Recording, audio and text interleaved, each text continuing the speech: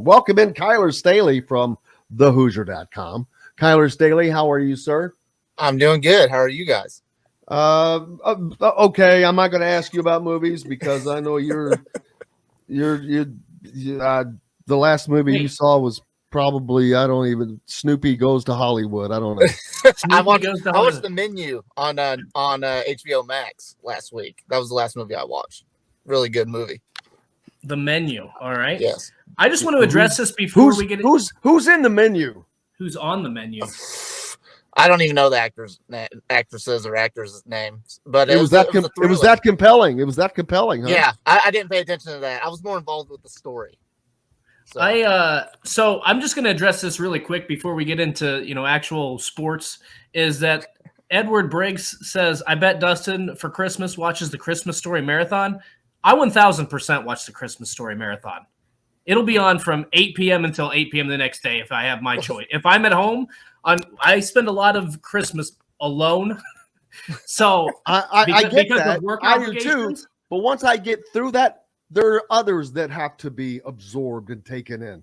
There's only so much of that movie you can take in. No, you can only watch him stick his tongue on that flagpole so many times. All I'm saying is that I'll watch it twice. I'll sit down and watch it, but it's just nice to have it on in the background. I don't know why, but I'll leave it on.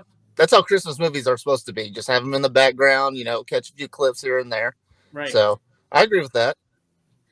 Indiana hits the road tonight as they travel to Champaign, Illinois to take on the Fighting Illini, who had a very auspicious start to the Big Ten season, but have found their groove, so to speak. They've won 4 straight. That's tied for most in the Big Ten, and they have become a force. They have found themselves, so to speak, and that's with the departure. People talk about Indiana being shorthanded, not having X and race. Well, Scott Clark, not only they don't have him, he left the program, but word coming out of Champaign is it may be addition by subtraction for this team. But, man, I look at them, dude, this is a big team. They're starting 3 guys that are 6'10", and that's going to be a tall task for Indiana. Yeah, they're a big team, pretty comparable to Arizona. Indiana, you saw they struggled with Arizona's size. This is a game where you really wish Race Thompson was playing. There's that experience. Coleman Hawkins, he's probably in the top 2 or 3 power forwards in the Big Ten. Just a really good player, stretch the floor out.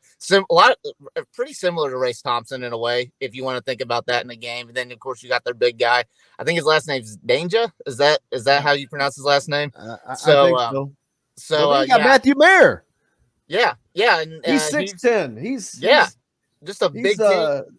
He scored in double figures his last 5 games and 9 out of his last 10. That's 3 different bigs you've just talked about. 3. These guys are all 6'10", people.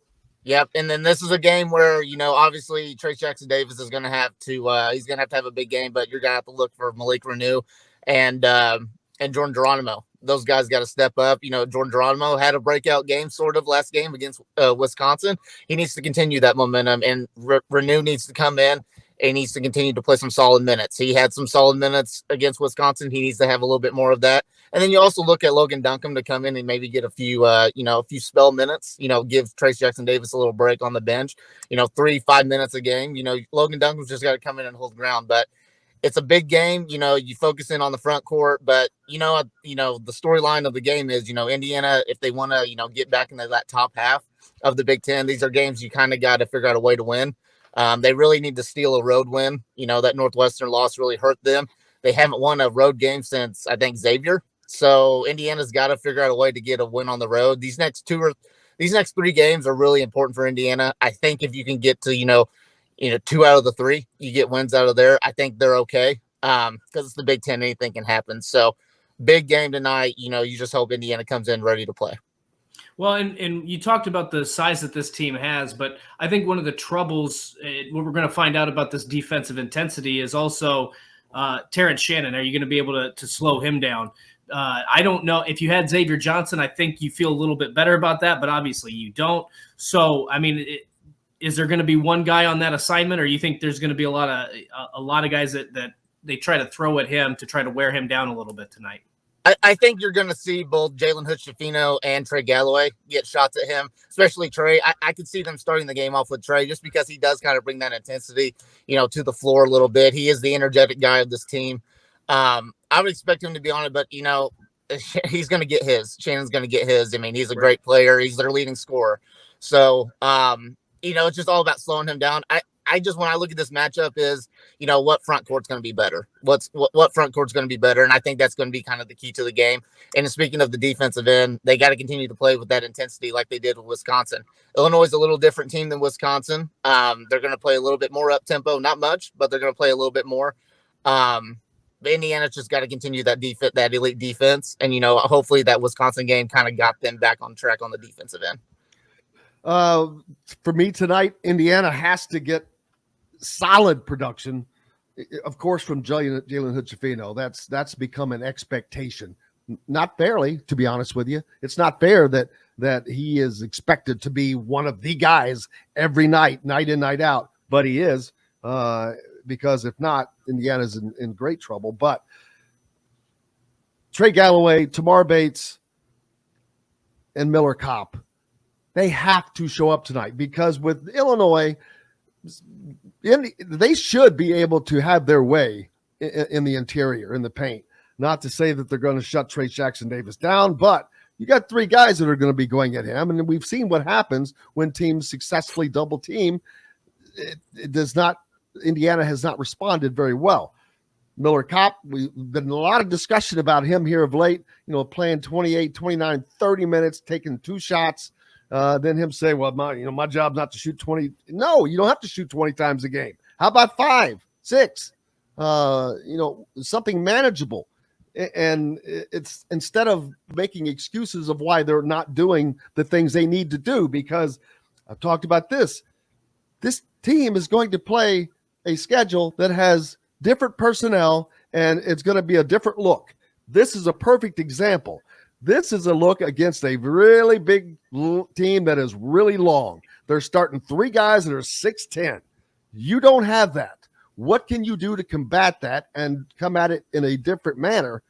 Why would you not, in a ball games, try to get some screens for Miller Kopp in a game like this? Force a 6'10" guy to chase him around. Get more open shots. He needs to get his own open shots against a lineup like this. But they have got to adjust their offense, especially in a game like this, in my opinion. Yeah, I agree with you on a lot of that. I think they got to get a little bit more creative tonight. Why not all of it? Just kidding. Okay, we'll say 99% of it, I guess. Just kidding. But anyway, so yeah, they got to get a little bit more creative on the offensive end tonight. I would expect, Trayce Jackson-Davis, the trend is he struggles against bigger guys. He really does. And Trayce Jackson-Davis is obviously a phenomenal player. But, when it comes to size, when it comes to big guys, he does struggle. So, going into this game, it's reasonable to expect him to get shut down just a little bit. So other guys, like you said, got to step up. Trey Galloway, Miller Kopp, Tamar Bates. Those are 3 guys I look at that really got to step up. And with Miller Kopp, he's probably the most controversial figure on this Indiana team. He seems to be the most talked about. I wish Woodson would figure out a way to run more stuff to get him open. Expect him to. But why doesn't he? Why doesn't he work a little more Kyler, to get open? He's going to run into people. Oh, my God. No, he's not going to run. Yes. Hopefully scraping defenders off. Yeah. But anyway, I know. It's got to be a combination of the two. To me, you have to show you want the ball, because he's not a run and jump shooter. He's not a run and stop guy. He's got to be planted, squared up. So if he's running, then what? Then he's not going to shoot. Then what? You know what? You're not going to run this offense like it's 1985, though.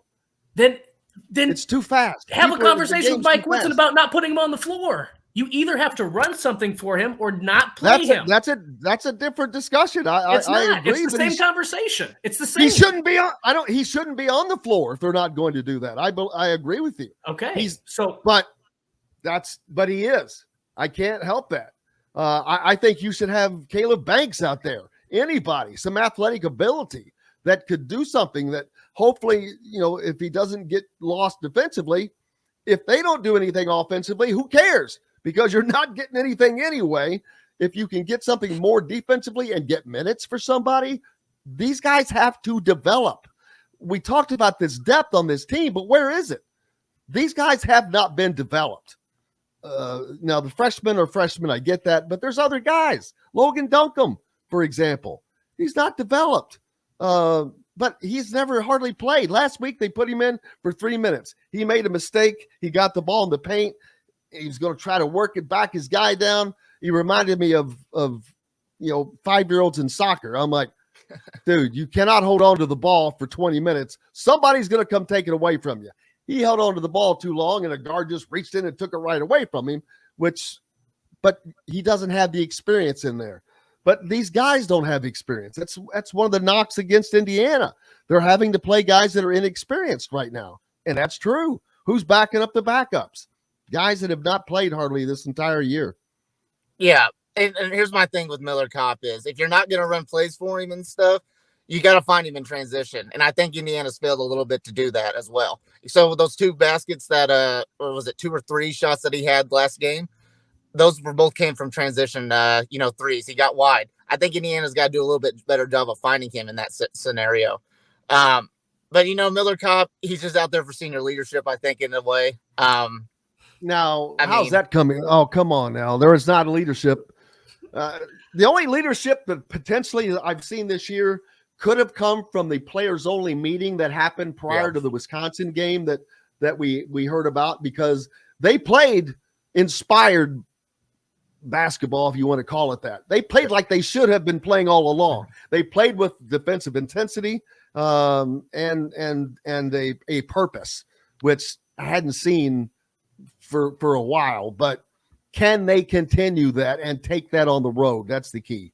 You would hope so. Hopefully, that game wasn't, or that, player only meeting wasn't just for a game. Hopefully it's just kind of like, guys, we got a lot of talent on this team. We need to figure out something. And credit to them to, to see like, hey, we're on a 3-game losing streak. We got to figure out something because we don't want to have the same, situation as we were last year. We don't want to be a bubble team. And Indiana right now has a chance to really turn their season around these next 3 games, like we mentioned.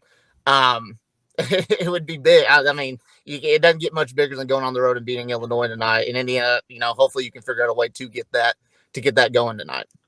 Last question: who draws the assignment for Terrence Shannon?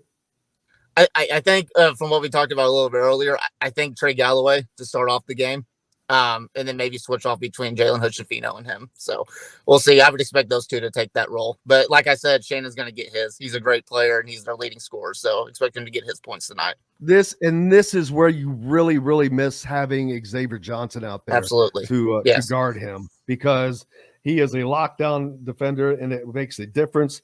You can't put Jalen Hood-Schifino on him much because you've got to be careful with him drawing fouls, and you have to have him in there to run that offense.